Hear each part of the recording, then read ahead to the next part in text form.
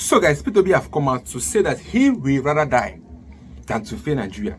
And then tomorrow somebody is still doubting or asking him or herself, will Peter Obi become the best in Nigeria? Will this one, will that one? Someone that have come out publicly, this is not the first time or second time he's saying that he will rather die than to fail as our leader in Nigeria. Then Nigeria is now in our hands.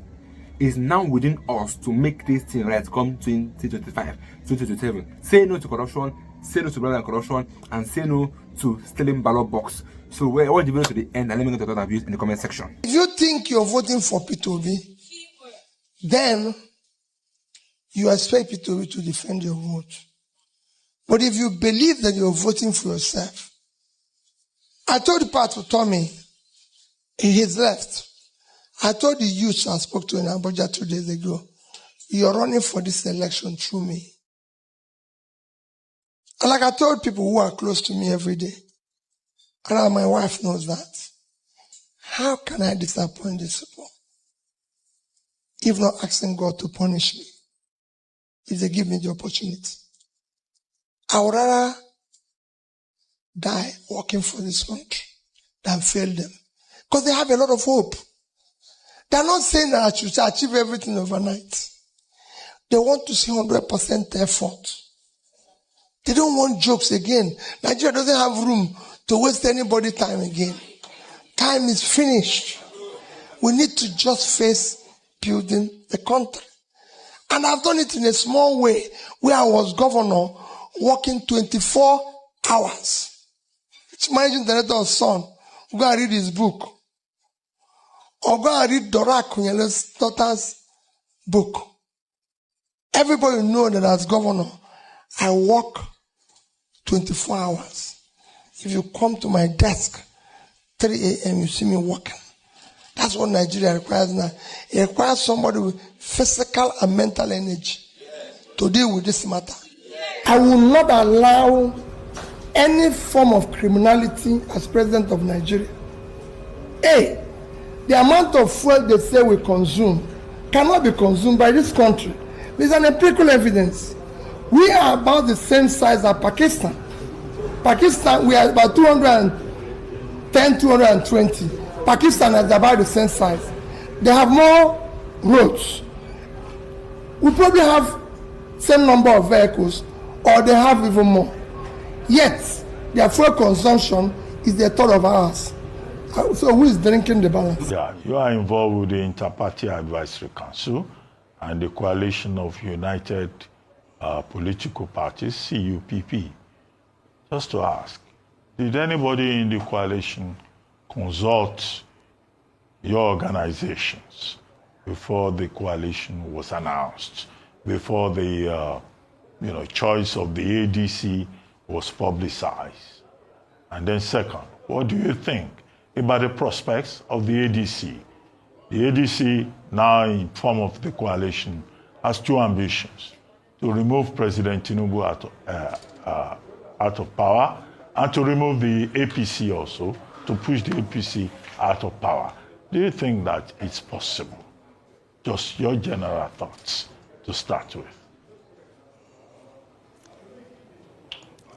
First and foremost, for the Inter-Party Advisory Council, there's a new chairman. I'm former chairman. But for the coalition, I actually attended several meetings of the current coalition and was part of several deliberations. For the opportunities that lies for the coalition and their plan to remove the current administration that is not underperforming seriously, I think there are a lot of chances. But those chances should be predicated on certain factors and drawn within certain parameters, because you cannot, in this day and time, when election and political dynamics have changed from where people need to stuff ballot box, run away with it and grab it, you need candidates that have momentum, that have public appeal, that have, that have organic depth of support, that have to be able to go into the ballot so that you have or go onto the ballot so that you have the opportunity to remove the current government. And you know that if you, the kind of information that was put here to say that it must be not. What defeated Jonathan in 2015 wasn't just conscious about the fact that the North felt that it was their turn from 2011-12 to build up to 2015, and they felt that it was their turn and that they must try to be part of it. And that would not even see happen without the implosion in the PDP, where you have people from River State, you have people from Imo, people from Kwara, like Saraki and Co., who now eventually left the PDP. So the only way to defeat this current government is to have a candidate that will have the capacity to do so. And you can't come and put innuendos and rhetoric and say, so it must be the North, pursuing generalization statement on general terms without specifically stating what candidate you think should be that. For me, I think that candidate should be Peter Obi. Candidate that have moved that goes around from state to state, that move from Jigawa to from Abuja to Kafasha to Kaduna, even to Olamaboro in Kogi State, and I've been to several technical institutions, nursing school. We can't have people who are not showing compassion, who are not showing that they have the capacity to be able to know the terrain of this country. Because the problem we have put people in government who have not been able to even know what is the route that link between Ogugu to Enugu. What is that road? People don't travel, they travel on shop. But I have seen a candidate. I will not come to do a statement on that I will not mention name of those I think that can win this thing. And if you look at the last election, there was no political entrenchment. There was no political structure. People say, oh, there are 3 people tweeting in one room. There are no governors, there are no senators. But that election, Obi has proven beyond reasonable doubt that he has the public, the people have interest in him, because it's about the messaging, it's about the acceptance, because you can be popular and then you go to the ballot and there's no result. But people accept you, that's why your popularity translates into vote. So you look at the Southern election that was conducted, despite the fact that APC was in control of the structure in the entire south of our country. If PDP was in control of, within the South, PDP was in control of Delta. In that Delta, they had a vice presidential candidate for the PDP, and Atiku won the vote. Peter Obi won the vote there over 80%. You have the Southern election statistics where Peter Obi had 44.5%,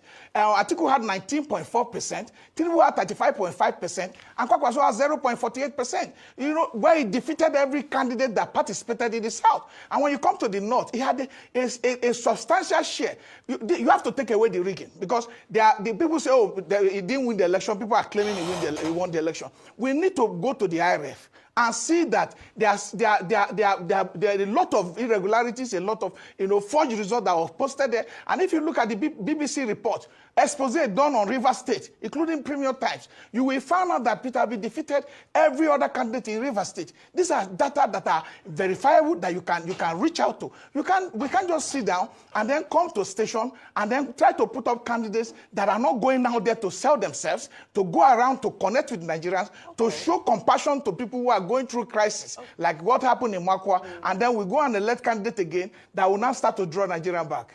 Okay, Mr. Peter Amit, thank you so much for that. And I also appreciate that you're making it very clear where you stand and where your support lies.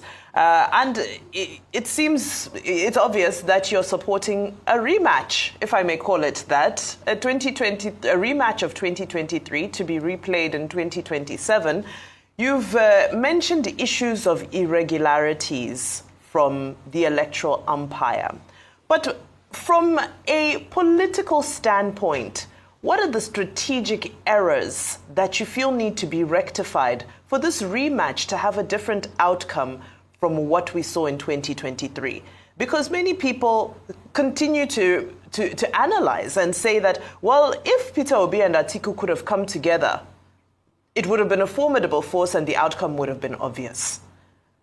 But it looks like Atiku is interested in that ticket as well. Peter Obi is interested in the ticket. We have an incumbent. What are the permutations that need to change for this rematch to have a different result? They were both together in 2019. And if you look at the build-up to 2023 election, there were new voters. And if you look at the registration done by INEC, there were a lot of new voters that came on board. And these voters came on board because they saw a reason to be able to participate in the election. And there were a lot of hopes too that this election data will be hosted on IRF. And this IRF, and look, voter cast at the polling unit, accreditation done at the polling unit. Nigeria has one of the best electoral framework. But the fact is that it's the human interference that is actually hindering us from having proper data that will be reliable. But if you are looking, if you want to say it's a rematch, Tinubu will be at a disadvantage because those votes that were that was registered that were not the exact numbers of votes scored. We are also there who are going to tackle them because people don't want to look at facts. They say, no, why are you saying this? Look at Lagos election. We have seen on station where when we started going to court, the data that was presented from EC8A, because you have what they call from EC8A, which is given to each polling unit agent of political parties. You have from EC8B that now you record the final electoral result. The PDP has the complete data of that result in Lagos that reflects the fact that Obi scored be far above 500,000 votes. So this our election, for us to get it right, I have actually put out before that you can look at sections of the Constitution, section 105, subsection 1, section 64, subsection 1, and you can look at other sections, section 178, subsection 2, and look at those sections, and then make sure that we have our election all conducted in one day. If we have all this election conducted in one day, it will reduce the voter apathy, it will reduce the fatigue on INEC, it will reduce the cost of conducting election,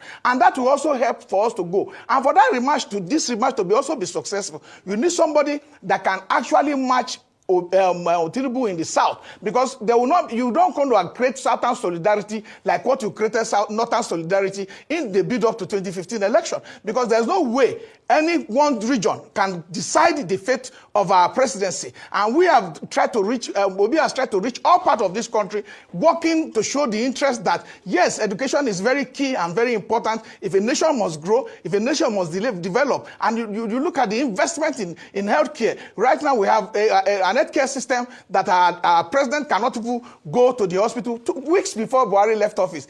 21 billion naira was invested in the ASO clinic. Weeks, and it was the place.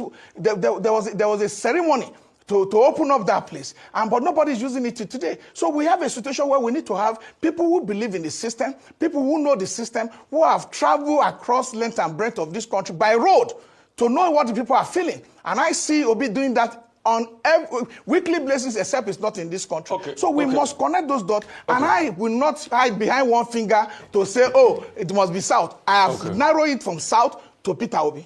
Okay. Truth is, so that means you're an Obi man. Let's just get it was for you're an Obi man. But what about the arguments people like Hello, can you hear me? I said, what about the arguments? Okay.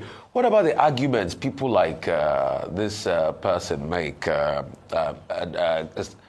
Kenneth Okonkwo, by saying that Obi cannot make inroads in the core north?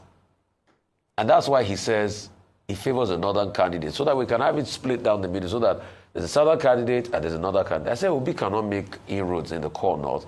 I didn't win a lot of the votes in the north the last time around. And you need somebody that the north will be able to hold on to, as it were. And he said that having the south together, there's going to be if you have two candidates in the south, there's going to be a split of votes. But if you have the north, a northern candidate, then the north will collectively stand behind somebody, and the south will stand behind their candidate, and they are going to merge. In fact, let me be honest with you, the thought of me talking about it on national TV makes me feel very stupid in this country, that after many years of independence, we still talk about north and south rather than development and people that are competent and they have character. So I feel very stupid this morning, but either way. So what's your take to that argument? Sincerely, Rufai, I must agree with you that it's embarrassing that we're still talking about North and South, that it should be based on competence, merit, and ability to perform. But the take is that there are data that they are putting out that is not really representing the true interest of the North. You can't say that the North, for instance, I do not agree. I know what Obi scored in Kaduna in the last election. It's 294,000 votes and 2 hours of rep in Kaduna. And I know what is scored in Plateau. So the North is not what what his analysis is showing. The fact that Obi could even take 15.2% vote in the North without the kind of structure that was put in place, without proper preparation, 6 months into the election, the North is not as monolithic as he has come to define it. The fact is that we must be able to see that the North has gone beyond those rhetorics that he's putting out. Look at 2011 election result, when the North decided and committed to the fact that it was their turn. The CPC won almost the state in the North. Ribadu won in Oshu.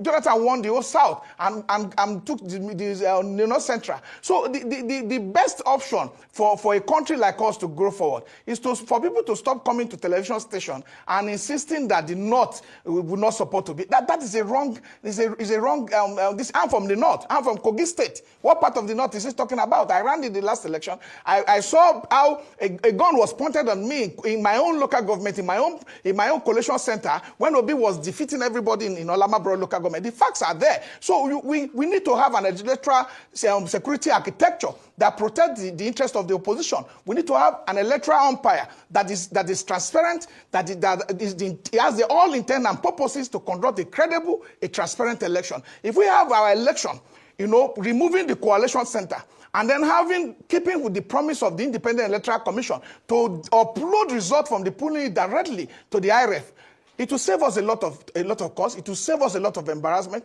We know that our election is progressing from ballot box stuffing, from ballot box snatching, and all of that. But we need this amendment. We don't need too many of these amendments that people are putting up today, because if the elections nobody has that capacity to say this rigging in 179,000 polling units. So we need to have that inbuilt system that the electoral umpire will make a rule, because they make regulations and guidelines for conduct of election. They have the 2022 one as we speak.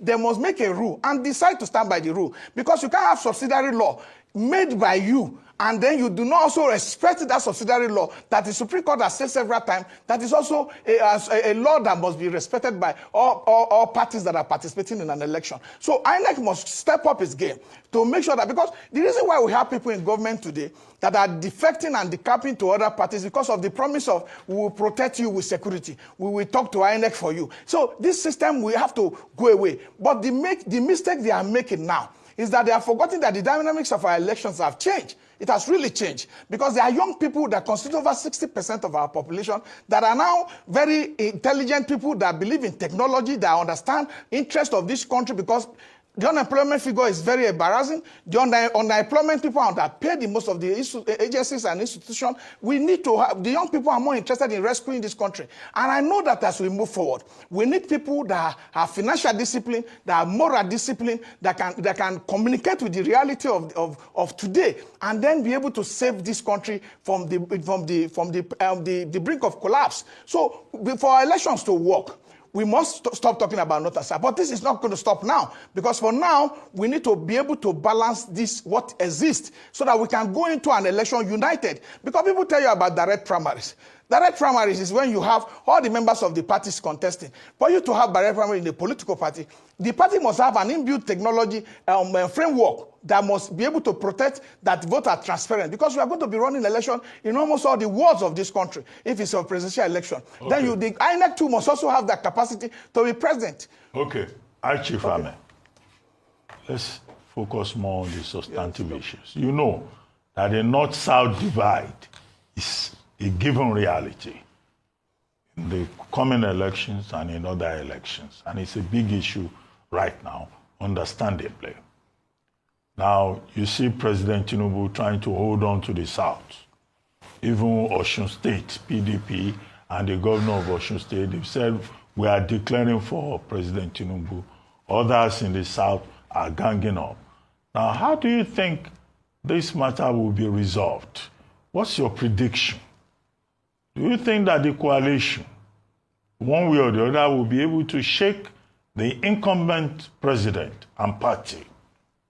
Or that the coalition, all of this drama is just a social media drama, just scaremongering, and that it may be difficult to dislodge the southern candidate who is currently the president of Nigeria? What's your reading of the calculus? Let's go beyond the social media rhetoric. we will remove Tinubu, we will remove APC. How practicable is it?